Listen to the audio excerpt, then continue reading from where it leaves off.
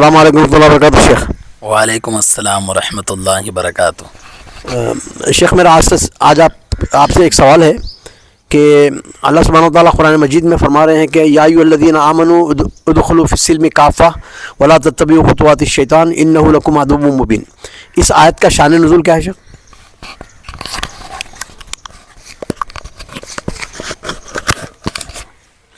بسم اللہ الرحمن الرحیم۔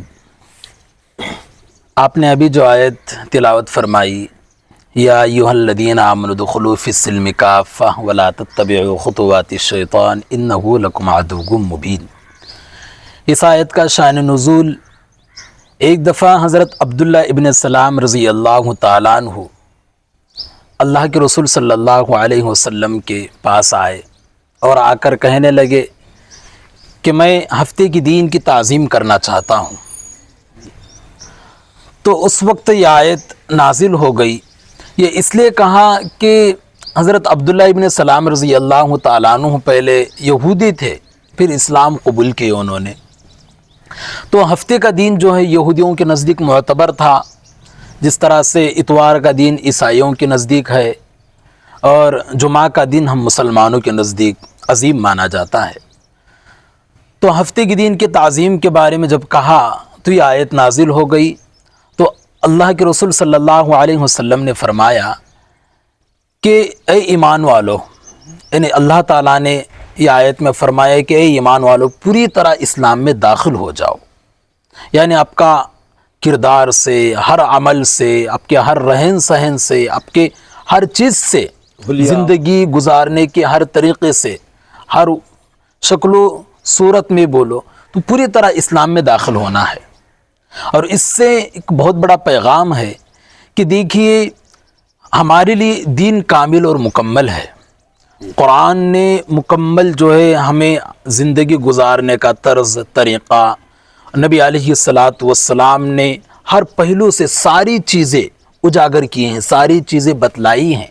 اب اس دین کے اندر کسی اور چیز کو یعنی لینے کی یا شامل کرنے کی، کسی اور طریقے پر زندگی گزارنے کی چندہ ضرورت نہیں ہے۔ آپ کو معلوم ہے ایک دفعہ اللہ کے رسول صلی اللہ علیہ وسلم مدینہ المنورہ میں جب تشریف لائے تو دیکھا یہودیوں کے بال جو تھے نا تو وہ کھڑے رکھا کرتے تھے یہودی بال اپنے۔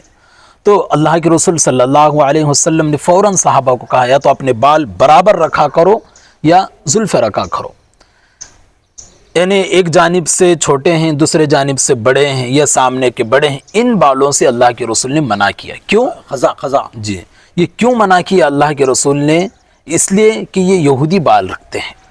اس طرح سے آج جو ہے موجودہ زمانے میں یہ بہت سی چیزیں ایسے کر رہے ہیں، یعنی دیکھیے تیوہار تو ہمارے اندر صرف دو ہیں، یعنی مسلمان جو ہے آج آدھا اسلام پہ چلتا ہے، کچھ چیزوں کے اندر مشرکین کی تخلیق کرتا ہے، بعض کاموں کے اندر یہودیوں کے طرز پہ چلتا ہے، بعض کاموں میں یہودیوں کے کلچر کو اپناتا ہے۔ تو یہ تو تماشا ہو گیا، یہ اس میں اسلام کی جو ہے اجازت نہیں ہے۔ پوری طرح اسلام میں داخل ہو جاؤ، اللہ رب العزت نے فرمایا ہے۔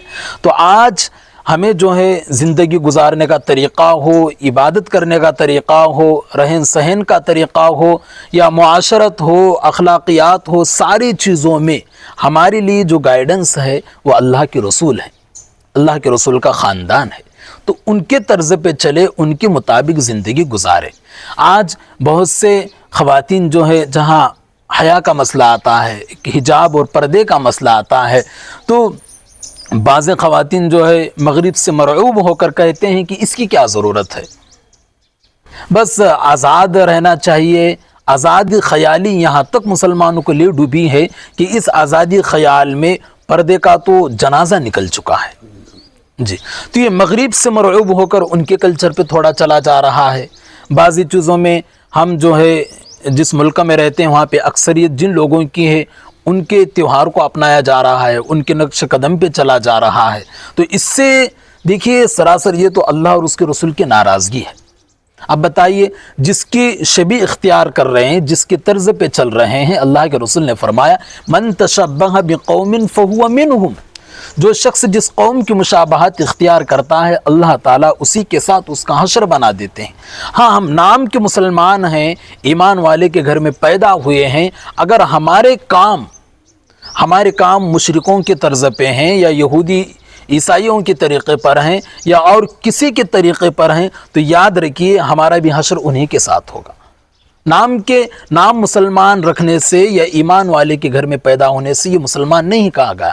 اسلام کے معنی کیا ہے؟ سلنڈر کرنا، اپنے آپ کو حوالے کرنا۔ تو ہم نے جو ہے اپنے آپ کو اللہ اور اس کے رسول کے حوالے کیا ہے، ہم نے سلنڈر کیا ہے، تو آپ وہی چلے گا جو اللہ کے رسول نے بتلائے ہیں۔ یہ ہر چیز میں ہے، یہ صرف پردے کی بات نہیں، ہر چیز جو انسان زندگی گزارتا ہے صبح سے لے کر شام تک، انسان کے پیدا ہونے سے لے کر اس کی موت تک، ساری چیزیں اللہ کے رسول نے بتلائی ہیں، جو بتلائی ہیں اسی کے مطابق ہم زندگی گزارے۔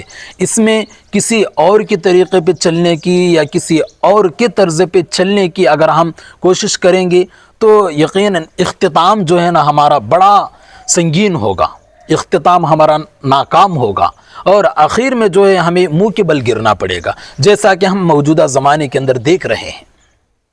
اہل مغرب کے طرز پہ جو کام کیے جا رہے ہیں، بہت سے نوجوان لڑکے، نوجوان لڑکیاں اہل مغرب کے طرز پہ چلنے کی کوشش کرتے ہیں، لباس میں یا بے پردگی میں، اس کے علاوہ اور بہت سی چیزوں کے اندر دوستی جو کرتے ہیں لڑکے لڑکیاں کرتے ہیں اہل مغرب کو دیکھ کر کہ وہ بھی ایک دوسرے کے ساتھ بغیر حجاب کے وہ رہتے ہیں، تو کیا جا رہا ہے رہنے کے اندر۔ اب دیکھیے اس کا اختتام کیا ہو رہا ہے، اس کا اختتام ایک تو زنا اور اس سے بھی بدتر گناہ کی شکل میں ہو رہا ہے، اس کا اختتام صحیح نہیں ہے۔ گھروں سے بھاگ جانا، جی بہت گھروں سے جو ہے بھاگ جانے کی صورت میں ہے، والدین کو ناراض کرنے کی صورت میں ہے، معاشرے کو بدنام کرنے کی صورت میں ہے، اللہ کے رسول کو ناراض کرنے کی صورت میں۔ آج دیکھیے فتنہ ارتداد کتنا بڑھتے جا رہا ہے، کتنے بچیاں جو ہے جس معاشرے میں پلی بڑی، جس معاشرے نے ایک سہارا، آسرا، عزت دی، جن والدین نے